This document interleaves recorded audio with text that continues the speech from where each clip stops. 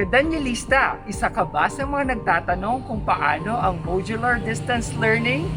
Well, panoorin mo ang video na ito.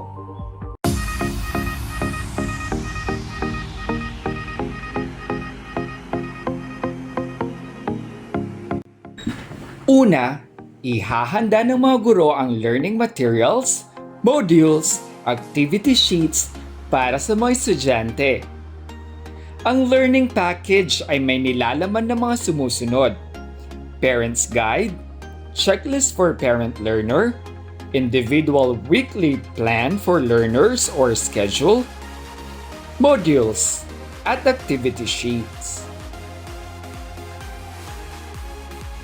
Paghanda na, ibiyabiyahe na ito papuntang barangay halls o kaya naman sa mga designated areas ng catchment barangay.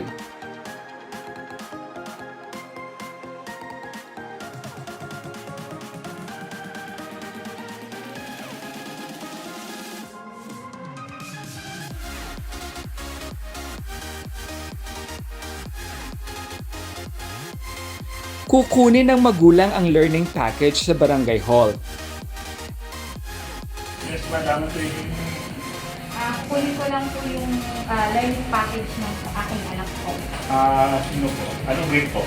Grade 11 po. 11. Sa bahay, gagabayan ng magulang ang kanyang anak sa pagsagot ng module or activity sheet.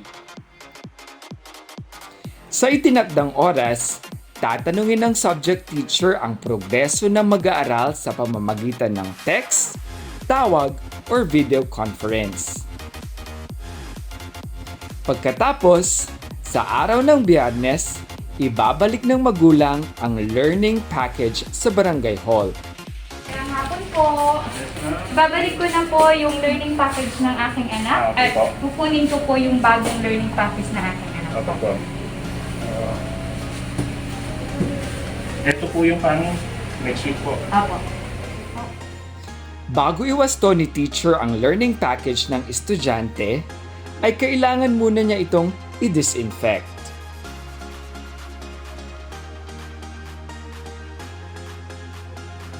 Kadanyalista, sana sa maikling video na ito ay naliwanagan ka kung paano nga ba ang modular distance learning sa Daniel Maramba National High School.